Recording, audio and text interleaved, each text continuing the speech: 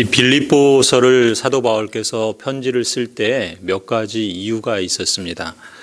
그 중에 하나가 이 빌립보 교인들이 바울에게 보내준 그 선물에 대한 감사와 기쁨의 표시를 표하고자 하는 목적이 있었습니다.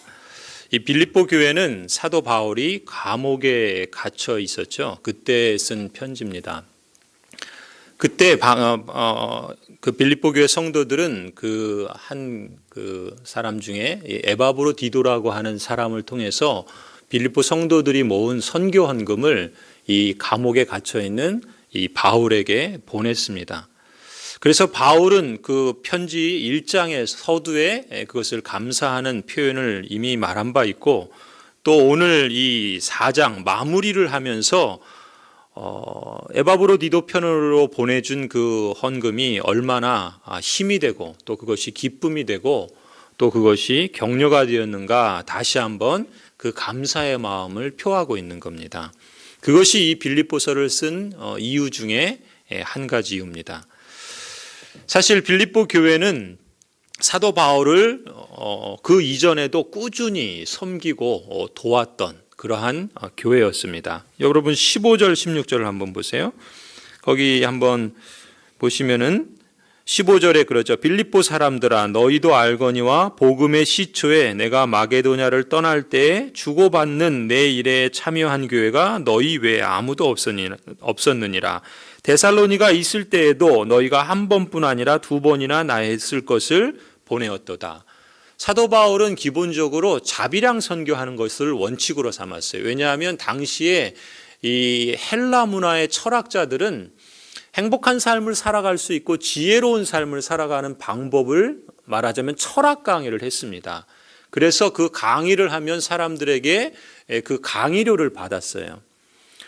그렇기 때문에 사도 바울도 그 당시의 사람들이 볼 땐 새로운 이야기를 했거든요. 그리스도 복음에 대한 새로운 이야기를 하는데 이 헬라 문화에 익숙한 사람들은 사도 바울이 말하는 거나 다른 그 소피스트나 다른 철학자들이 말하는 거랑 별반 차이가 없었습니다. 아, 저 사람도 그런 사람이구나 라고 생각을 했던 거죠.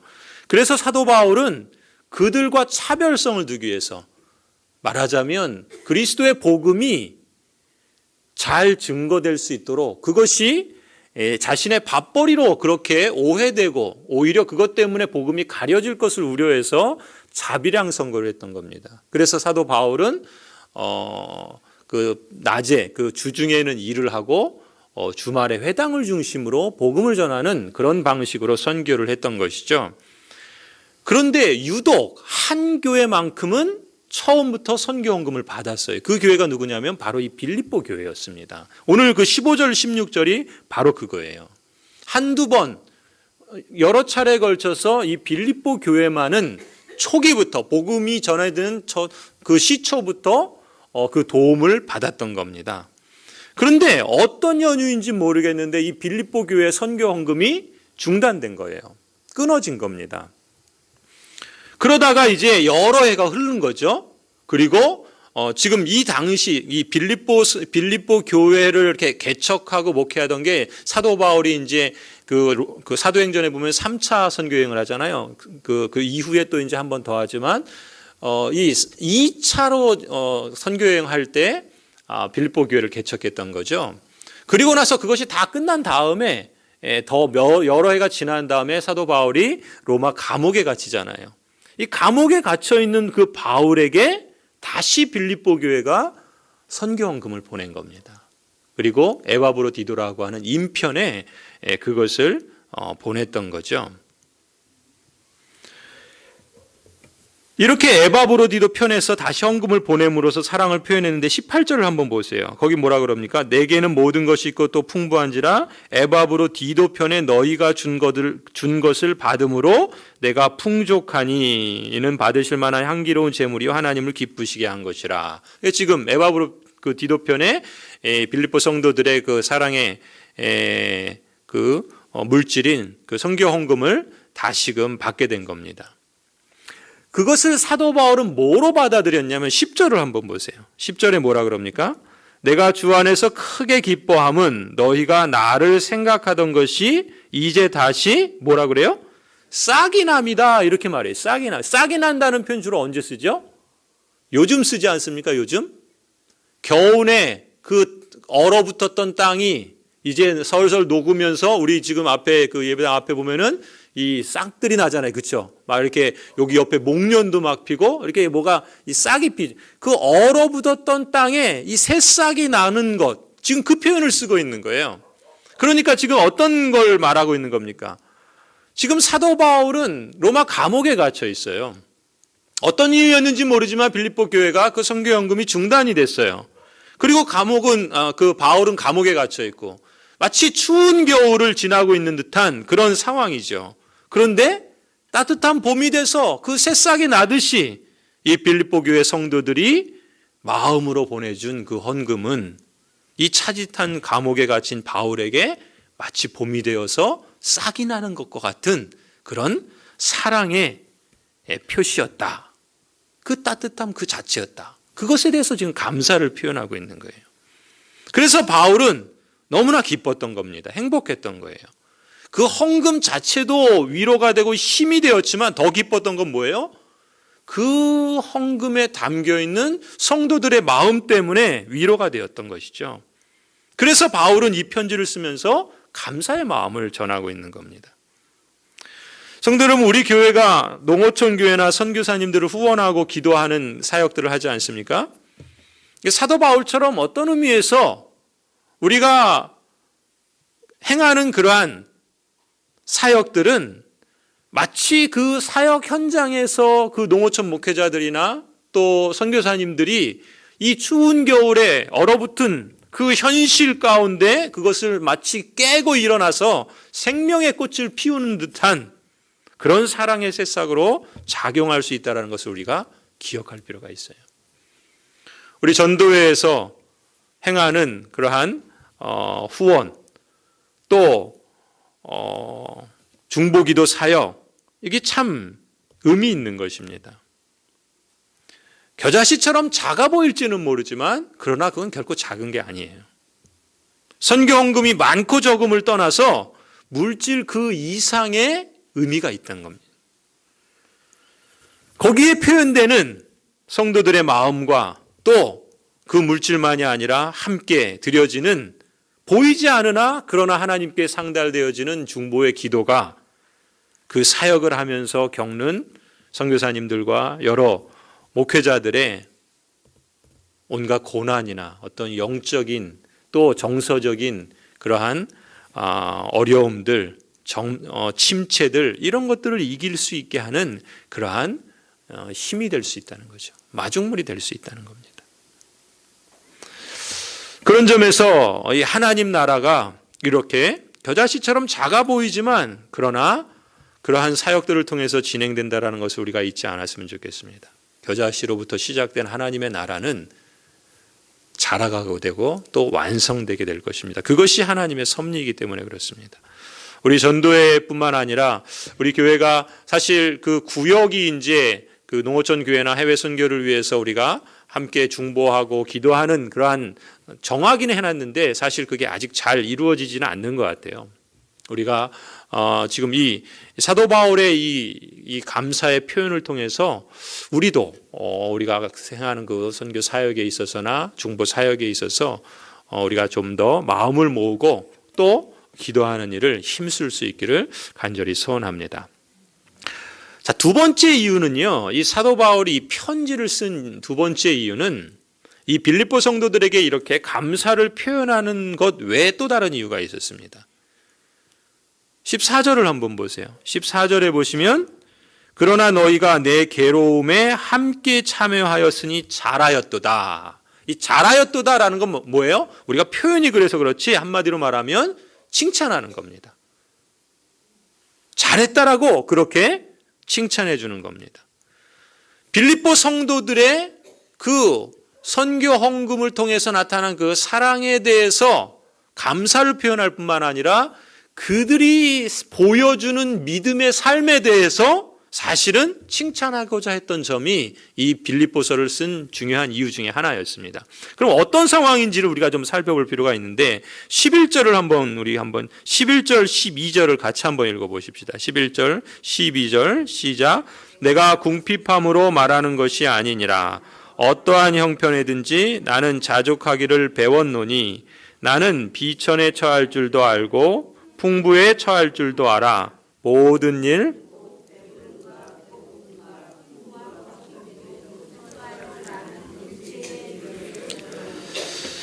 사도 바울이 지금 뭐라 그럽니까? 사도 바울께서는 자족하는 걸 배웠다 그러죠. 풍부함도 또 비천함도 또 배고픔도 배부름도 다 그 상황에 처할 줄 아는 일체의 비결을 배웠다 이렇게 말을 합니다. 이 비천함에 처할 줄 아는 것을 배웠다라는 것은 무슨 의미인가? 이렇게 말할 수 있을 겁니다. 사도 바울은 자신이 그리스도인으로서, 그리스도의 제자로서, 그리스도를 따르며 그리스도를 증거하는 사람으로서 비천에 처할 줄 아는 비결을 배웠다는 것. 사실 우리가 고린도서를 보면 사도 바울은 거반 비천에 처한 삶을 삽니다. 비천한 삶을 살죠, 진짜로. 그런데 그 물리적으로 실제로 그런 삶을 살았을 뿐만 아니라 또 비천에 처할 줄 안다. 그리고 그렇게 처할 줄 알며 거기에 일체의 비결을 배웠다라고 하는 이 말은 무슨 의미인가 하면은요. 적어도 자신의 삶과 그 생활의 수준이 경제적으로 가난하더라도 적어도 재물이나 신분이나 지위나 이런 것들 때문에, 이런 게 뭡니까? 세상에서는 그것이 가장 가치 있는 것으로 여기는 것들이죠. 그리고 가치 있는 것으로 여길 뿐만 아니라 그걸 소유한 것을 능력이라고, 성공이라고 말합니다. 그런데 적어도 사도 바울은 이런 것들로 인해서, 이런 것들을 잣대로 해서 자신의 가치를 평가하지 않겠다는 겁니다. 그걸 비천에 처할 줄 알고 그 일체의 비결을 배웠다, 이렇게 표현하는 겁니다. 우리식으로 이렇게 표현해 볼까요? 여러분, 과거에는 저보다 여러분들이 더 실감이 나실 텐데, 너나 할 것 없이 못 먹고 못 입을 때는 어떻습니까? 가난이 지긋지긋해도 부끄럽게 여기진 않았잖아요. 오히려 그걸 이기려고 하고 그것을 극복하려고 하지 않았습니까? 저희 그 부모님 세대를 보면은 그걸 볼 수가 있어요. 그런데 우리 사회는 지금 어떻습니까? 우리 사회를 병들게 하는 암세포 같은 의식 하나가 있는데, 여러 가지가 있지만 그 중에 하나가 뭐예요? 가난한 것을 무시하는 거죠. 업신여기는 겁니다. 그리고 인격적으로 막대하는 겁니다. 무전유죄라 그러죠. 이런 말이 통용된다는 것 자체가 우리 사회의 이 암세포 같은 의식이죠. 우리가 잘 아는 말 있잖아요. 능력 없으면 니네 부모를 원망하라고. 돈도 실력이라고. 유명한 그 말을 누가 하지 않았습니까? 사람들이 성공과 돈에 집착하는 이유가 뭐겠습니까? 여러 가지가 있겠죠. 그 중에 하나가 무시받고 살기 싫어서 아닐까요? 그렇지 않아요? 말하자면 이렇게 표현하면은 좀 이게 좀 더 이렇게 실감이 날지 않을까 해서 이렇게 표현했는데 참 안타까운 일이죠. 적어도 지금 사도 바울께서 자신은 이런 비천에 처할 줄 안다는 거예요. 그건 뭡니까? 적어도 이런 기준과 이런 가치로 사람됨을 평가하는 그 기준에 자기를 맞추지 않겠다는 거예요.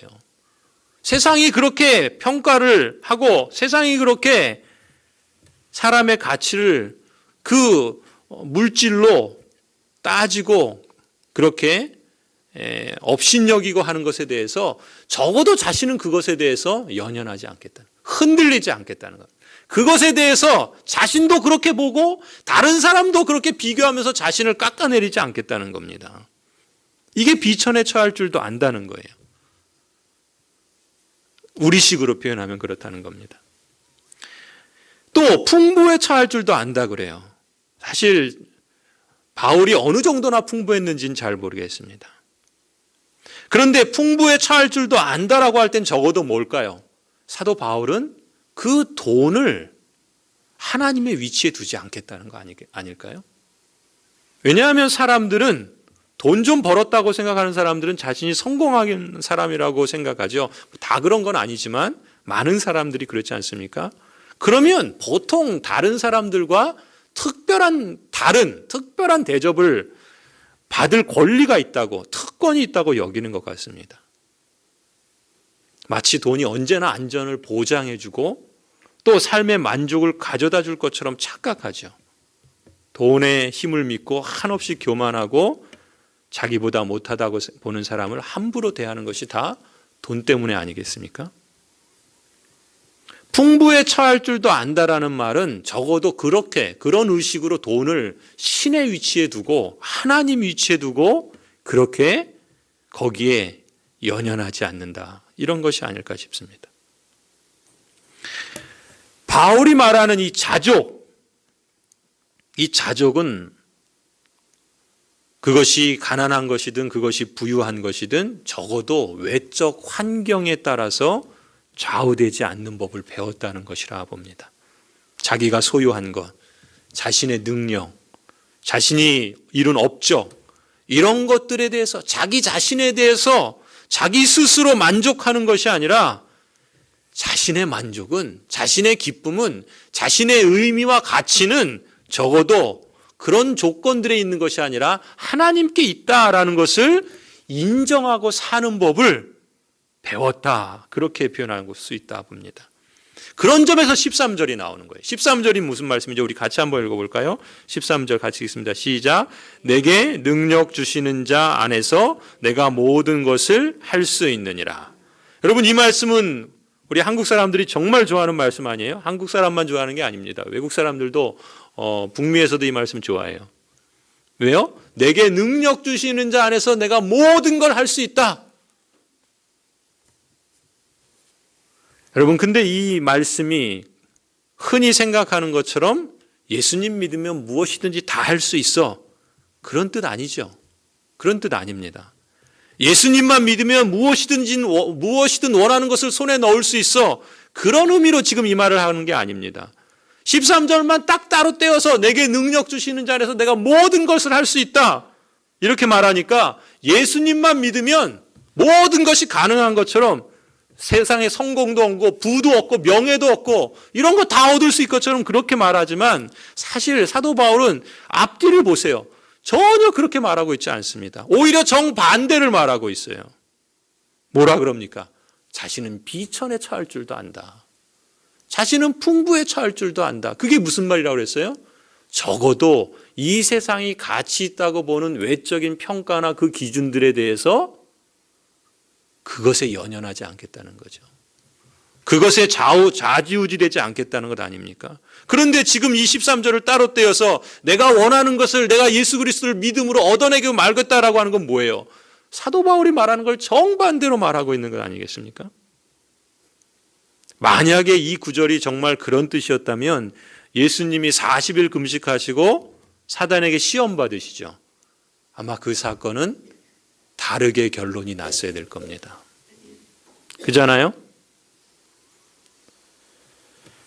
사도 바울은 지금 세상에서 성공하는 능력이 필요해서 그리스도를 찾는 것이 아니죠.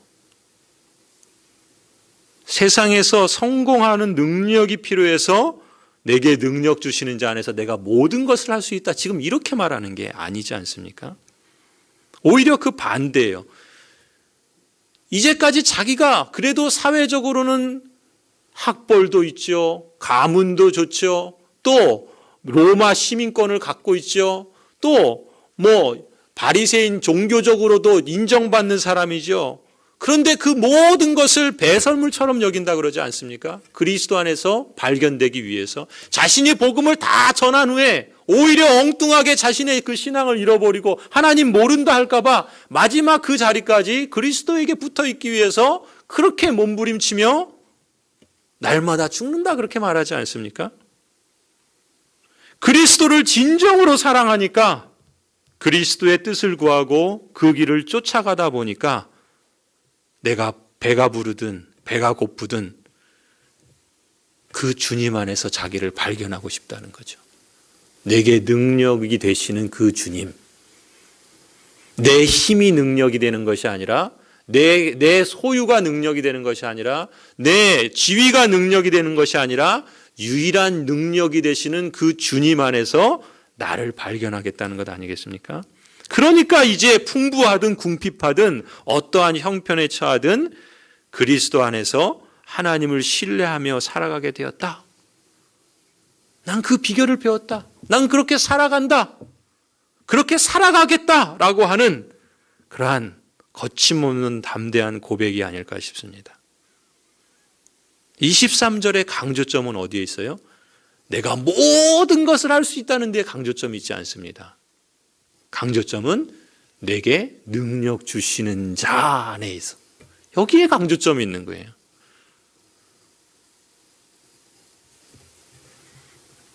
그야말로 자기 만족, 자기 충족, 자기로 말미암는 성공 이런 것이 아니라 철저하게 하나님께 의존하겠다는 겁니다. 자신의 가치도, 자신의 삶의 의미도, 자신이 살아가야 될 이유와 목적도 하나님께 의존하겠다는 겁니다. 심지어 그 전에 갖고 있던 그 모든 화려한 것들도 다 배설물로 여길 정도로 그리스도를 의존하겠다라는 것이죠. 그분이 바로 능력이기 때문에 그분 안에서 비로소 나의 가치가 있다.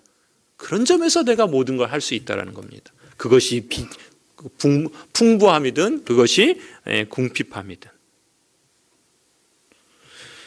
그런데 또 하나 우리가 주목할 점은요. 12절에 뭐라 그럽니까? 일체의 비결을 배웠다 그러죠. 일체의 비결을 배웠다. 배웠다라고 표현해요. 그러니까 사도 바울이 회심하면서부터 예수 그리스도를 만나면서부터 하루아침에 이렇게 된 게 아니라는 거예요. 그렇죠? 배웠다 그래요. 여러분 배웠다라고 할 때는 두 가지 방식이 있습니다. 하나는요. 그냥 어떤 내용을 교육을 통해서 받는 거예요. 전에 듣든 또 이렇게 수업을 듣든 어떤 가르치는 사람에게 참여하든 그래서 이 배운다라고 할 때는 전에 받아서 알게 되는 그러한 부분이 있고요. 또 배운다라고 할 때는 그것만이 아니라 삶에서 그것을 경험적으로 알게 되는 것도 배운다라고 말하지 않습니까? 예를 들면 쉽게 표현하면 이렇게 말할 수 있어요. 우리 교회에서 풍삼초, 풍삼첫, 풍삼기 이런 거 하잖아요. 그렇죠? 그걸 통해서 이런 제자 양육 이 과정을 통해서 여러분들은 신앙의 기본이 뭔지, 핵심이 무엇인지 이런 내용들을 배울 수 있어요. 이게 첫 번째 배움이에요. 들어서 배우는 거예요. 또 이렇게 가르침을 받아서 배우는 겁니다. 그런데 그걸 배우고 그 과정을 마쳤다고 신앙이 성장하느냐? 그럴 수도 있고 아닐 수도 있습니다. 죄송합니다. 그럴 수도 있고 아닐 수도 있어요. 물론 그 배움의 과정이 큰 유익이 있습니다. 그런데 거기 머물러서는 안 되죠. 그 진리의 내용들을 매일의 일상생활에서 다양한 삶의 상황들 속에서 싸워야 되는 겁니다. 그 말씀을 따라서 하나님의 뜻을 헤아려 보고 기도하면서 살아내려고 씨름을 해보는 겁니다. 그러면서 넘어지기도 하고 또 다시 일어서기도 하고 또 신앙인답게 살려고 그렇게 한 걸음 한 걸음 하나님과 동행해 나가는 겁니다. 그러면서 배우는 걸 배운다라고도 말하는 거예요. 자, 그럼 사도 바울의 경우 지금 일체의 비결을 배웠다라고 할 땐 첫 번째겠습니까? 두 번째겠습니까? 첫 번째겠어요? 두 번째겠어요? 예. 여부가 있겠습니까? 그죠? 두 번째겠죠? 그러나 첫 번째가 그렇다고 필요 없다는 게 아니에요. 가장 좋은 정답은 첫 번째를 통과하고 두 번째를 통해서 결실한 것이 아닐까 싶습니다. 성도 여러분, 우리도 마찬가지라 봅니다. 우리가 풍삼처에서 말씀 묵종을 하는데 그게 단지 그냥 성경을 공부하는 방법론을 배우는 것으로 그치지 않았으면 좋겠어요. 낚시하는 법을 가르쳐줬는데 정작 낚시는 안 해요. 무슨 의미가 있겠습니까? 결국 없어지겠죠. 그 기술도 안 쓰면은 낡게 되는 거 아니겠습니까? 우리가 삶에서 맞닥뜨리는 온갖 상황 속에서 말씀 묵상으로 자신의 삶을 해석하고 또 말씀을 통해서 일하시는 성령 하나님의 인도를 구하고 의지하고 또 우리 스스로가 우리의 의지를 동원해서 우리의 정서나 우리의 마음을 힘써서 하나님 안에서 믿음으로 헤쳐가는 그런 체험으로 녹아지는 배움, 그것이 역시 배움이다 말할 수 있겠죠. 사도 바울이 풍부에도 처할 수 있고 또 비천함에도 처할 수 있다. 어떤 상황에서든지 일체의 비결을 배웠다라고 하는 것은 그냥 사도 바울이 바리새인으로서 또 그 유명한 그 랍비의 그 제자로서 배운 그 율법을 배운 것, 그것으로 그렇게 되진 않았을 겁니다. 우리가 알 수 있는 게 사도 바울은 이미 그걸 다 배웠는데 어떻게 했어요? 그 열심으로 예수님 믿는 사람들을 죽이지 않습니까? 지식은 교만하게 하고 그 교만함이 오히려 자기 의의를 세우는 것으로 결국 죽이는 일에 앞장섰던 것이 사도 바울이에요. 그런데 그리스도를 만나고 그 배움이 이제 비로소 삶에 부딪히는 과정들 속에서 하나님의 말씀을 따라 그것을 깨닫고 또 자신의 삶을 돌아보고 또 사역에 적용하고 또 삶의 일상생활 속에서 그렇게 하나님의 인도하심을 받으면서 녹아져 내려갔던 것이죠. 그러니까 사도 바울이 점점 어떻게 돼요? 나중에는 죄인 중에 괴수다라고까지 자신을 보면서 또 지금 이 수준에까지 이르게 된 것이 아니겠습니까? 아무튼 지금 사도 바울이 왜 이런 상황들을 지금 말하고 있는가 보면은요, 처음에 뭐라고 그랬습니까? 이 사도 바울이 이 빌립보서를 쓴 두 번째 이유는 14절에 뭐라고 그랬죠? 14절. 너희가 내 괴로움에 함께 참여하였으니 잘하였다, 이렇게 말하잖아요. 지금 사도 바울은 빌립보 성도들에게 빌립보 성도들이 자신의 괴로움, 이 괴로움이라는 말은 그 세번역에서는 고난이라 이렇게 표현합니다. 자신의 고난에 함께 참여했다. 그걸 잘했다고 지금 칭찬하기 위해서 이 편지를 쓴다 그랬죠. 그러니까 사도 바울이 볼 때 이 빌립보 성도들이 지금 함께 고난에 참여하는 일에 잘했다라는 겁니다. 무슨 얘기일까요? 빌립보 교인들은요, 경제적으로 넉넉한 편이 아니었습니다. 어려웠어요. 사회적으로 그리스도를 믿는다는 것 때문에 당시에는 불이익을 당하는 사회였습니다. 안정된 생활을 할 수가 없었습니다. 그런 가운데도 사도 바울이 감옥에 갇혀 있다는 걸 알고 에바브로디도를 보내서 선교 헌금을 보내는 겁니다. 아마도 그 빌립보 교회 성도의 어떤 분들은 생계에 상당한 부담을 느꼈을지도 몰라요. 바울은 이걸 두고 뭐라 그래요? 빌립보 성도들을 칭찬하면서 자신의 고난에 함께 참여했다, 그것으로 그렇게 칭찬하는 것입니다. 무슨 얘기겠어요?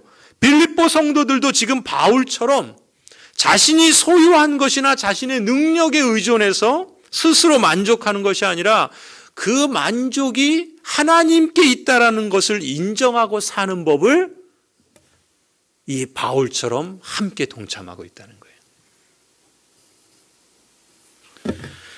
그래서 사도 바울은 18절에 이 빌립보 성도들의 헌금과 그 헌신이야말로 뭐라고 그럽니까?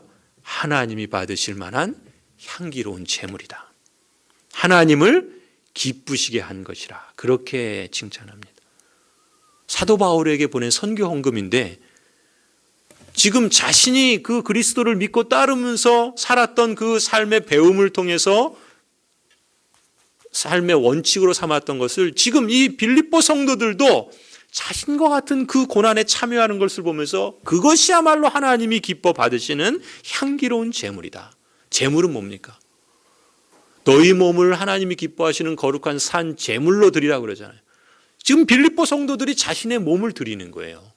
자신들도 가난하고 힘든데 하나님이 받으실 만한 제물로 드리는 겁니다. 그것이야말로 하나님을 기쁘시게 한 것이죠. 사도 바울이 볼 때 그리스도를 본받는 것을 보는 것이야말로, 성도들에게서 그리스도를 본받는 것을 보는 것이야말로 가장 큰 기쁨이고 면류관인 것을 우리가 4장 1절에서 확인하지 않았습니까? 목회자에게 있어서 가장 큰 기쁨과 보람과 면류관은 뭐겠어요? 성도들이 그리스도를 닮아가는 모습을 보는 거죠. 이 사도 바울이 지금 빌립보 교회의 성도들을 통해서 이렇게 말하는 것처럼. 그래서 사도 바울은 너무나 기뻤던 겁니다. 그리고 그 기쁨을 감사로 표현하고 또 빌립보 성도들을 격려하며 칭찬하는 겁니다. 사도 바울이 볼 때 이 정도로 기쁨이고 면류관이라고 한다면 하물며 하늘 아버지께서 이 성도들의 신앙과 헌신을 기뻐하지 않으시겠는가? 저는 이 본문을 읽으면서 그런 생각이 들더라고요. 목회자는 그 부르심에 대해서 하나님께 아멘하고 그 길을 나섰기 때문에 하나님의 부르심이라고 그렇게 받아들이고 그 삶에 처한 상황에 대해서 그것이 풍부하든 그것이 부족하든 감사함으로 받고 거기에 사는 비결을 배워야 되고 배울 수밖에 없는 그런 사람이라고 한다면 그것도 쉬운 일은 아니지만 지금 성도들은 어떻습니까?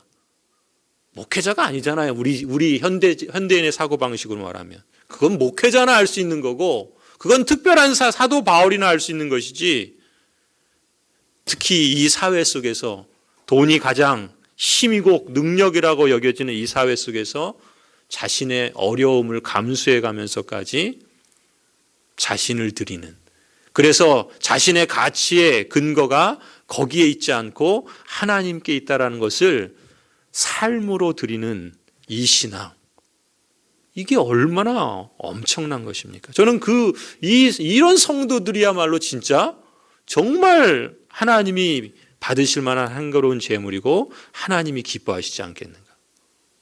목회자가 드리는 헌신보다 훨씬 더한 헌신과 하나님의 기쁨이 되는 모습이지 않을까 하는 생각을 가져봅니다.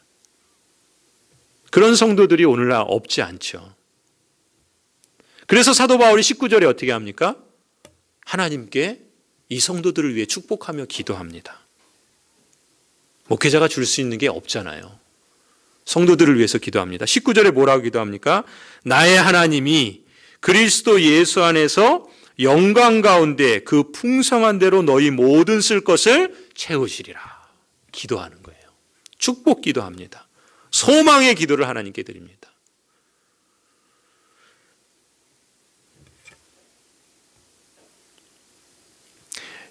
이 구절은요, 새 번역은 이렇게 번역합니다. 나는 여러분의 장부에 유익한 열매가 늘어나기를 바랍니다. 이렇게 번역해요.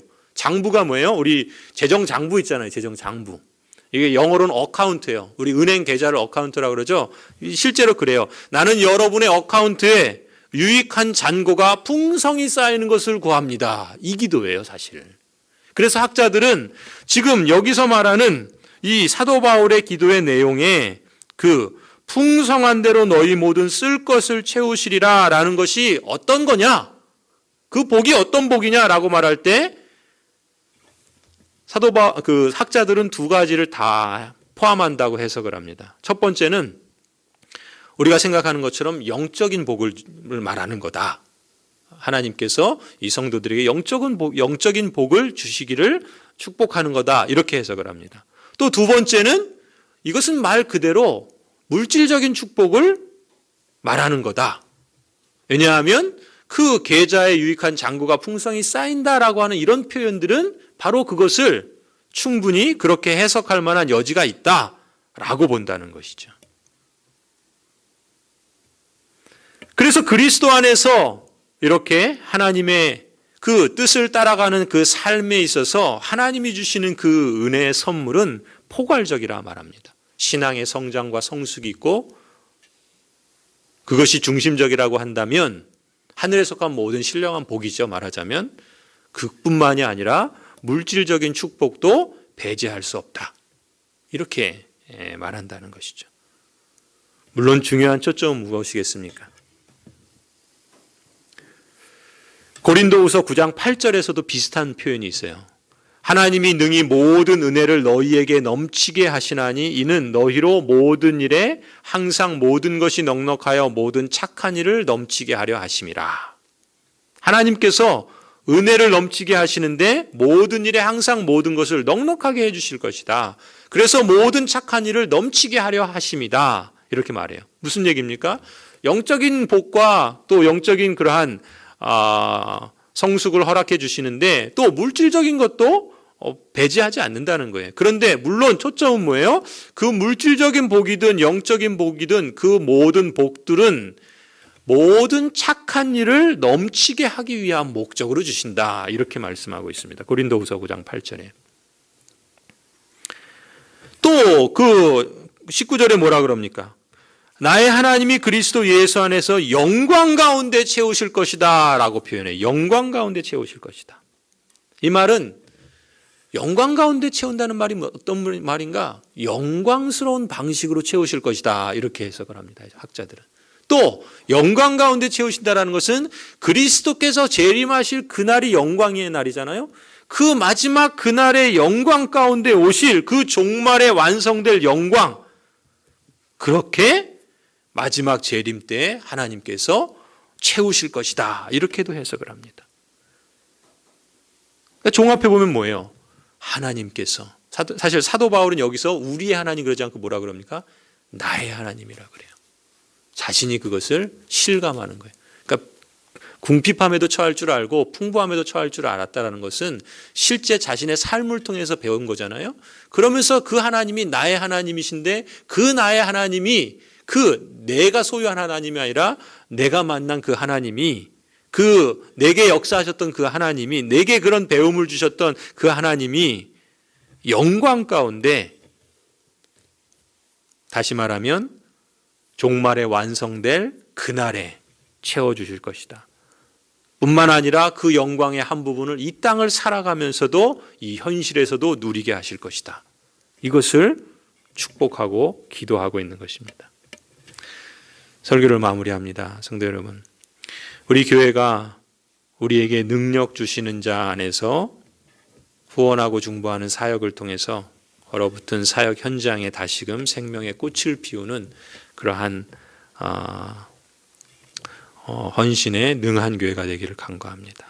지금 세상에서 성공하는 능력이 필요해서 그리스도를 찾는 것이 아니라 그리스도를 진정으로 사랑하기 때문에 그리스도의 뜻을 구하고 그 길을 쫓아가는 그러한 교회가 되기를 원합니다. 배가 부르든 배가 고프든 내게 능력 주시는 자 안에서 나 자신을 발견하려고 그러고, 그래서 풍부하든 궁핍하든 어떠한 형편에 처하든 세상적인 조건과 그 기준으로 나를 판단하거나 또 그런 가치 기준을 따라 살아가기보다는 그리스도 안에서 하나님을 신뢰하면서 거침없이 담대하게 살아갈 수 있는 저와 여러분이 되기를 소원합니다. 진실로 신실하신 하나님께서 그리스도 예수 안에서 영광 가운데 그 풍성한 대로 우리의 모든 것을 채워주실 줄로 믿습니다.